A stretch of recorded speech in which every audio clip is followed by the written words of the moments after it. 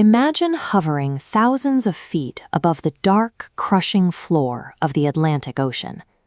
Sonar pulses push through the murky blue, but instead of mapping jagged coral or volcanic rock, they reveal something impossible: perfectly flat surfaces and colossal stone blocks arranged in concentric rings. For thousands of years, a specific story has haunted the margins of human history. It is an account of an advanced, golden society that vanished entirely in a single day and night of fire and rising water. We have long been told to treat this as an allegory, a cautionary tale about the deadly cost of human greed and overreach, rather than a literal missing chapter of our past. But deep-sea exploration is quietly dismantling that assumption. Across the globe, forgotten civilizations are being dragged back out of the abyss, forcing us to reevaluate the timelines we accept as fact. It leaves us with an uncomfortable question. What if the most famous myth in history is a physical crime scene, still out there, waiting to be found? To understand if an entire empire can actually be erased by the sea, you have to look at what is already sitting in the geological record. The concept of a submerged metropolis sounds like fiction, right? Until you dive into the Mediterranean. For over 2 millennia, the Egyptian port of Thonis-Heracleion was known only from ancient texts. In the year 2000, explorers finally located it. Colossal stone faces of gods and intact temples were resting quietly on the seabed. A rapid combination of earthquakes, tsunamis, and soil liquefaction had simply swallowed a bustling international hub whole. And it happens everywhere. Off the coast of southern Greece lies Pavlopetri, a 5,000-year-old Bronze Age settlement.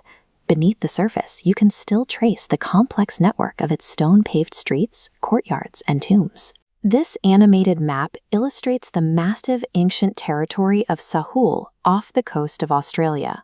As the last ice age ended, rising sea levels rapidly submerged an area of land the size of Ireland in a matter of centuries, displacing hundreds of thousands of people. The geological record is absolute. The ocean is the ultimate executioner and the ultimate vault. Empires do sink. The original account of this lost island empire is highly specific. It describes a technologically advanced naval power with breathtaking architecture and complex canals, a society that grew corrupt and was violently struck down by earthquakes and floods. For decades, historians have looked to the Aegean Sea for a suspect. 3,500 years ago, the highly advanced Minoan civilization dominated the region, building elaborate, multi-story palaces like the ones seen here at Knossos. Then, the island of Thera erupted. The sheer scale of the blast was staggering. It blew the center entirely out of the island, leaving behind a massive caldera and unleashing a towering tsunami across the Mediterranean. Coastal cities were obliterated, ash choked the sky, and Minoan maritime dominance vanished into the dark.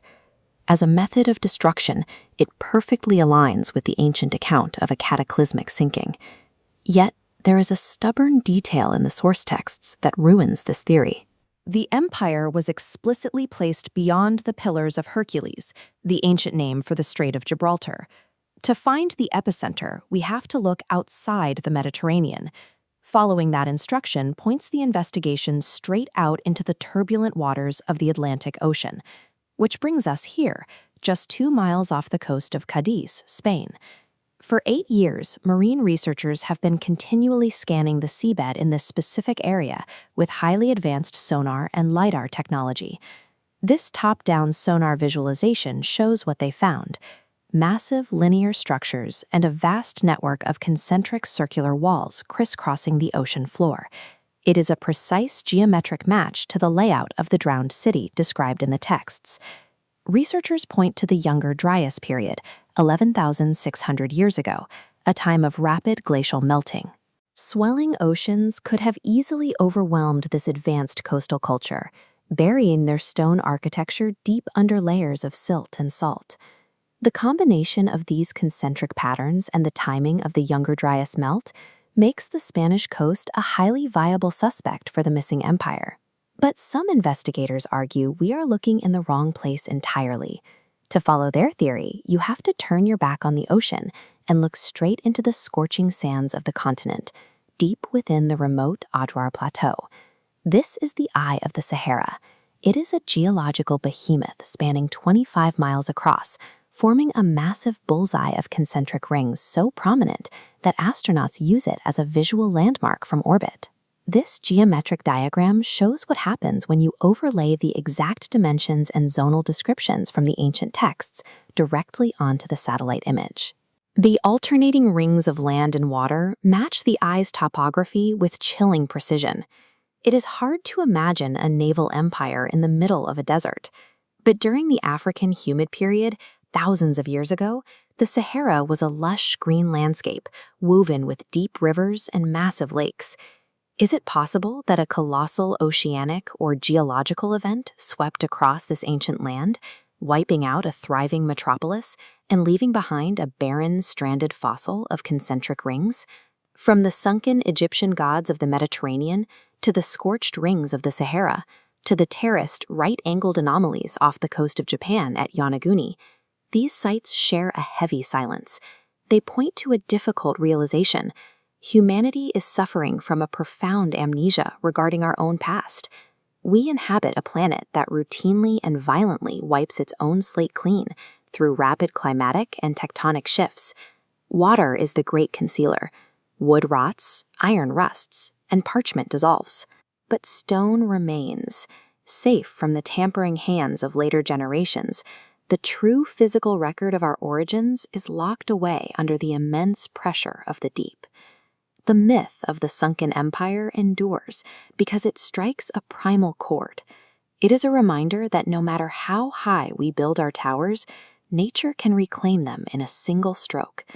The ultimate truth of who we were and what we lost is still waiting in the dark.